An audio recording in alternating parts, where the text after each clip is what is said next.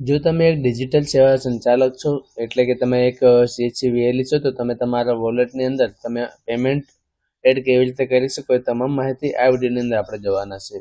તો તમારા CHC એટલે કે ડિજિટલ પોર્ટલની અંદર તમારી આઈડીની અંદર પેમેન્ટ એડ કરવા માટે સૌથી પહેલાં તમારી આઈડી લોગિન કરવાની છે. લોગિન કરવા માટે આ જે ડિજિટલ સેવા પોર્ટલની જે વેબસાઇટ છે વેબસાઇટ ઓપન કરવાની છે. ત્યાર પછી તમારે અહીંયા તમારી CHC આઈડી અને તમારો પાસવર્ડ એન્ટર કરીને ત્યાર પછી તમે તમારો કેપ્ચા કોડ ફિલ કરી અને લોગિન બટન પર ક્લિક કરવાનું છે. જેવું તમે લોગિન બટન પર ક્લિક કરશો એટલે અહીંયા ઓથેન્ટિકેશન વેરિફિકેશન થશે, જેની તમે 3 ઓપ્શનની અંદર તમે વેરિફિકેશન કરીને તમે લોગિન કરી શકો છો. ઓટીપીના માધ્યમથી કરી શકો છો. ત્યાર પછી તમારી જોડે ફિંગરપ્રિન્ટ ડિવાઇસ અટેચ હોય તો ફિંગરપ્રિન્ટ ડિવાઇસ એટલે કે ફિંગર ઓથેન્ટિકેશન પર ક્લિક કરીને પણ તમે કરી શકો છો, અથવા તમે SMS બેઝ ઓટીપી દ્વારા એટલે કે SMS બેઝ પણ તમે ઓટીપી વેરિફિકેશન કરીને તમે લોગિન કરી શકો છો. તો આપણે અહીંયા SMS બેઝડ ઓટીપી સિલેક્ટ કરીશું અને ત્યાર પછી અહીંયા સેન્ડ ઓટીપી પર ક્લિક કરીશું. તો તમારા CHC આઈડી સાથે જે નંબર લિંક હશે એ નંબરની અંદર એક તમને ઓટીપી મોકલવામાં આવશે.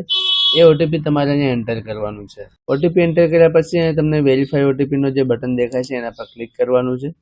જેવું તમે ક્લિક કરશો એટલે તમે તમારા ડિજિટલ સેવા પોર્ટલની અંદર લોગિન થઈ જશો. અહીંયા તમને જોવા મળે છે ઉપર CHC ડેશબોર્ડની અંદર તમને ઘણી બધી સર્વિસોના શોર્ટકટ જોવા મળે છે. અલગ અલગ તમે આમ સ્ક્રોલ કરીને પણ તમે જોઈ શકો છો. થોડું નીચે સ્ક્રોલ કરશો એટલે તમારી શોર્ટકટ અમુક જે સર્વિસીસ હોય છે એને તમને શોર્ટકટ જોવા મળશે ઘણી બધી.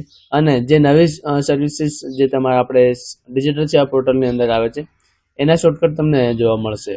થોડું નીચે સ્ક્રોલ ડાઉન કરશો એટલે તમારી CHC આઈડીની અંદર તમે જે ટ્રાન્ઝેક્શન કરશો એ તમને અહીંયા જોવા મળશે. રિસેન્ટલી જે ટ્રાન્ઝેક્શન હશે અહીંયા પણ થોડા અમુક જે સર્વિસીસના શોર્ટકટ આપેલા છે. ત્યાર પછી સૌથી પહેલાં તમને હોમ પેજ જોવા મળશે. અહીંયા જે ડેશબોર્ડનો બટન છે એના પછી નીચે સર્વિસીસનો બટન છે. સર્વિસીસ પર ક્લિક કરશો એટલે તમને CHCની તમામ સર્વિસીસ તમને જોવા મળશે અને તમે શોર્ટકટ સર્ચ બટન પર ક્લિક કરીને તમે જે સર્વિસ સર્ચ કરવા માંગતા હોય, માની લો કે હું પાસપોર્ટ સર્ચ કરીશ તો અહીંયા પાસપોર્ટને લગતી જે સર્વિસીસ છે એ આવી જશે. એવી રીતે તમે જે કંઈ પણ સર્વિસ સર્ચ કરવા માંગતા હોય તમે ડાયરેક્ટલી તમે લખીને સર્ચ કરી શકો છો. ત્યાર પછી આપીશું આપણે નીચે વોલેટની અંદર. તો વોલેટની અંદર તમને ઘણા ઓપ્શન જોવા મળશે. સમરીઝ પર ક્લિક કરશો એટલે તમારા વોલેટની અંદર જેટલું પણ બેલેન્સ એડ હશે એ તમને અહીંયા બેલેન્સ જોવા મળશે. ત્યાર પછી આ નીચે EMI એન્ડ બિલ પેમેન્ટ. જો તમે કોઈ EMI અથવા બિલનો જે પેમેન્ટ કરવા માંગતા હોય તો ડાયરેક્ટલી તમે ક્લિક કરીને તમે બિલ પે કરી શકો છો. અહીંયા કોઈ બિલ પે કરેલું નથી એટલે નો રોકડ બતાવે છે. ત્યાર પછી આપણે વાત કરવાની છે પેમેન્ટ, જે વોલેટની અંદર પેમેન્ટ કેવી રીતે એડ કરવું. તો એના માટેનો જે અહીંયા એડ મનીનો જે બટન દેખાય છે એના પર ક્લિક કરવાનું છે. ત્યાર પછી તમે જેટલું પણ પેમેન્ટ એડ કરવા માંગતા હોય, માની લો કે હું 2000 રૂપિયા એડ કરું છું અને ત્યાર પછી તમારો જે મોબાઈલ નંબર હોય એ મોબાઈલ નંબર એન્ટર કરવાનો છે. તમે અહીંયા કોઈ પણ નંબર નાખી શકો છો. તમારો મોબાઈલ નંબર એન્ટર કર્યા પછી તમને પેમેન્ટ કરવાના હાલ 3 ઓપ્શન જોવા મળે છે: HDFC PG, એક્સિસ PG અને પેયુ. તો તમે UPI દ્વારા પે કરવા માંગતા હોય આમાં તમામમાં UPIનો એટલે કે QR કોડ સ્કેન કરીને પણ પેમેન્ટ કરવાનો ઓપ્શન આવે છે અને નેટ બેન્કિંગનો પણ ઓપ્શન આવે છે. તો હું હાલ UPIનો ઉપયોગ કરીશ. તો હું અહીંયા એક્સિસ PG સિલેક્ટ કરીશ અને ત્યાર પછી એડ મની ટુ વોલેટ જે બટન દેખાય છે એના પર ક્લિક કરીશ.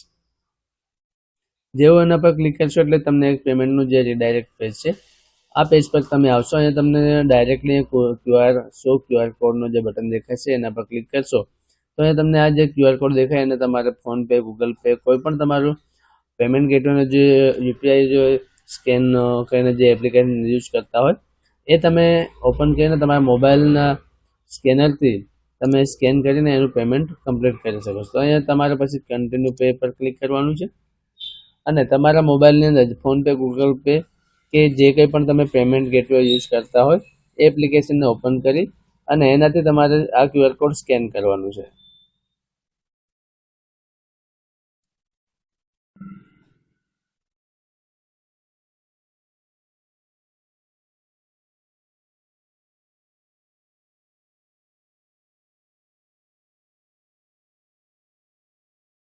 મોબાઈલથી સ્કેન કરશો અને પેમેન્ટ કમ્પ્લીટ કરશો એટલે અહીંયાથી ઓટોમેટિકલી તમારું જે પેજ છે એ પેજ ઓટોમેટિકલી રીડાયરેક્ટ થઈ જશે.